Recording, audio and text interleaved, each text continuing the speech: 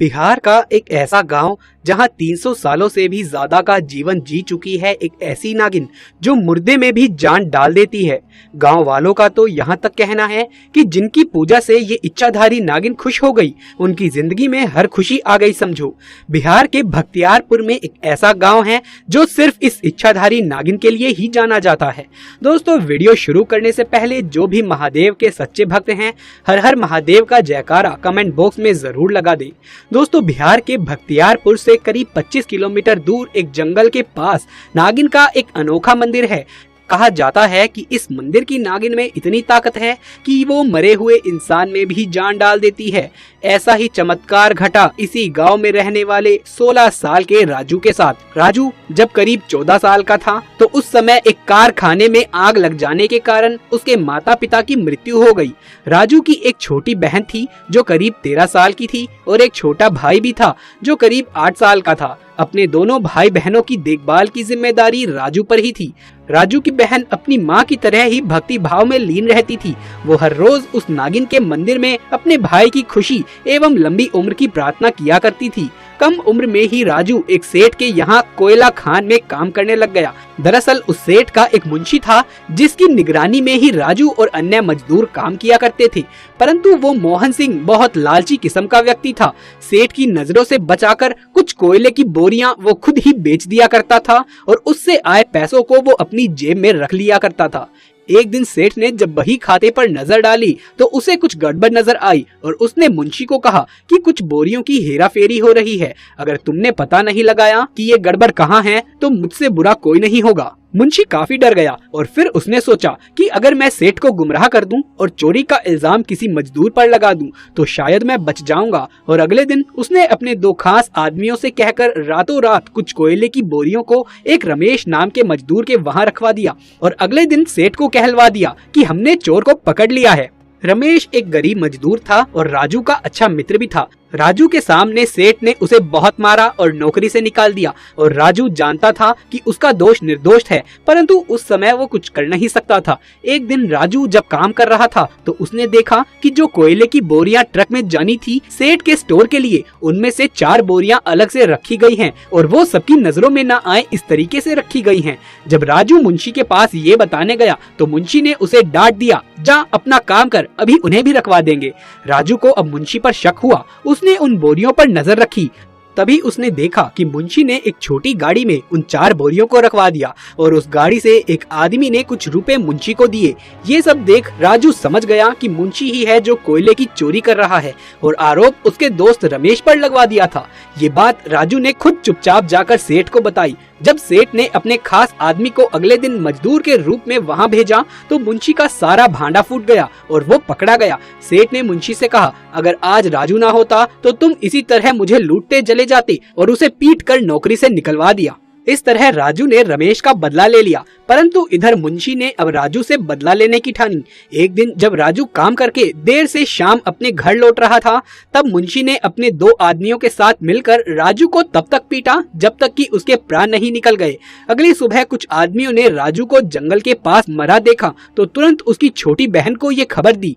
अपने भाई की ऐसी हालत देख राजू की बहन की आंखों में आंसू रुक नहीं रहे थे।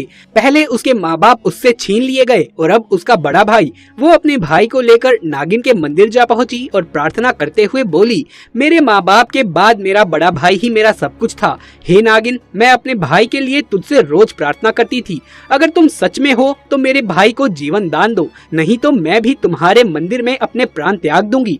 तभी आसमान से तेज बिजली कड़की और एक आवाज हुई, बेटी तुम्हारा भाई गहरी नींद में था, उसे जगाओ और घर पर ले जाओ। तभी राजू की दोनों आंखें खुलती हैं और वो अपनी बहन से बोलता है कि तुम ऐसे रो क्यों रही हो। अपने भाई को जिंदा देख राजू की बहन उसे खुशी से गले लगा लेती है और नागिन को धन्यवाद देती है। उधर मुंशी जब किसी काम से गांव से बाहर जा रहा था तो रास्ते में अचानक एक बड़ा सा सांप आकर उसे डस लेता है और उसकी उसी समय मृत्यु हो जाती है। दोस्तों, कहते हैं राजू के साथ घटी ये घटना न केवल बख्तियार गाँव में बल्कि आस पास के अन्य गाँव में भी फैल गई और लोगों की उस नागिन के मंदिर के प्रति आस्था और बढ़ गई।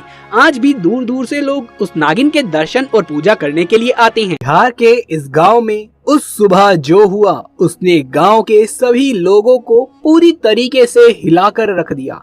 दरअसल यहाँ खुद माता दुर्गा अपने भक्तों को दर्शन देने तालाब से अवतरित हुई। जो असली मामला है उसे जानकर आपके मुंह से भी अपने आप जय माता दी निकलना शुरू हो जाएगा। दोस्तों, एक बार सच्चे दिल से कमेंट बॉक्स में जरूर लिखें जय माता दी, ताकि माता रानी के दरबार में आपकी हाजिरी लग जाए। दोस्तों, माता रानी के लिए एक लाइक तो जरूर से बनता है। बिहार के गांव फुलवारी के रहने वाले राकेश को जब माँ दुर्गा ने आशीर्वाद दिया और उसके पीछे की वजह जो है जानकर आप हैरान रह जाओगे। दरअसल राकेश माता का बहुत बड़ा भक्त है और माता के हर एक जगराते में वही माता के गाने और संगीत की व्यवस्था करता है और खुद भी उसमें शामिल हो जाता है। वैसे तो राकेश का पूरा जीवन यापन अपने छोटे से खेत पर ही निर्भर करता है, परंतु उसका एक सपना था कि वो माँ वैष्णो देवी के दरबार में एक बार जरूर माथा टेक कर आए। उसके लिए 3 साल से लगातार वो अपनी आमदनी से कुछ पैसे जोड़कर रख रहा था। इस साल तो उसके पास माता के दरबार में जाने लायक पैसे इकट्ठा होने ही वाले थे, लेकिन तभी उसके साथ एक ऐसी विचित्र सी घटना घटी। दरअसल इस बार बारिश की एक भी बूंद धरती पर नहीं बरसी, जिसके कारण राकेश की फसल की पैदावार इस बार पूरे तरीके से बर्बाद हो गई। जो पैसा उसने इकट्ठा किया था उसमें से कुछ पैसे अपने खर्चों के लिए उसे निकालने पड़े और अंदर ही अंदर वो बहुत रो रहा था। एक दिन तो उसने अपने घर के मंदिर में ही माता की मूर्ति के सामने अपना दुखड़ा रोना शुरू कर दिया। राकेश रोते हुए बोलने लगा, माँ, क्या मैं सच में आपके दरबार के काबिल नहीं हूँ? क्या आप नहीं चाहती कि मैं आपके दरबार में आऊँ? और बोला कि ठीक है माता, अब मेरी भी हट है कि जब तक मैं आपको यहाँ नहीं देख लेता तब तक मैं अन्न का एक भी दाना नहीं खाऊंगा।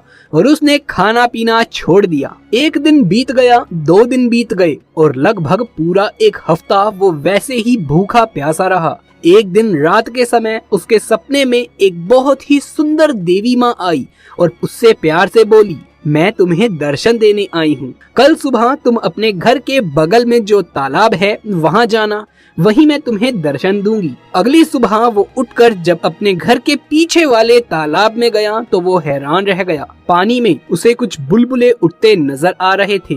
थोड़ी देर बाद वहाँ से अपने आप ही माता की प्रतिमा निकली तो वो हैरान रह गया। खुशी के मारे वो जोर जोर से जय माता दी चिल्लाने लगा। उसे देख गांव वाले सभी लोग वहां इकट्ठा हो गए और माता के इस चमत्कार को देखकर सभी हैरान थे। माता के दर्शन पाकर राकेश ने अपनी हट को छोड़ा और अन्न ग्रहण किया और माता की इस प्रतिमा को वहीं गांव में एक भव्य मंदिर में स्थापित करवा दिया और सुबह शाम उनकी पूजा करने लगा। तो देखा दोस्तों आपने, अगर भक्ति सच्ची हो तो भगवान को भी अपने भक्त के लिए आना ही पड़ता है। दोस्तों, आपके इस घटना के ऊपर क्या विचार है नीचे कमेंट बॉक्स में लिख करके जरूर से बताएं। ये वीडियो पसंद आया हो तो इसे एक लाइक करके अपने दोस्तों और रिश्तेदारों में इसे ज्यादा से ज्यादा शेयर कर दे। माँ दुर्गा के सच्चे भक्त कमेंट बॉक्स में जय माता दी लिखना बिल्कुल भी न भूले। आपके ऊपर माँ दुर्गा की कृपा सदैव बनी रहे। आगे भी ऐसे वीडियोस देखते रहना चाहते हैं तो चैनल को सब्सक्राइब करके पास वाले बेल आइकन को दबा लें।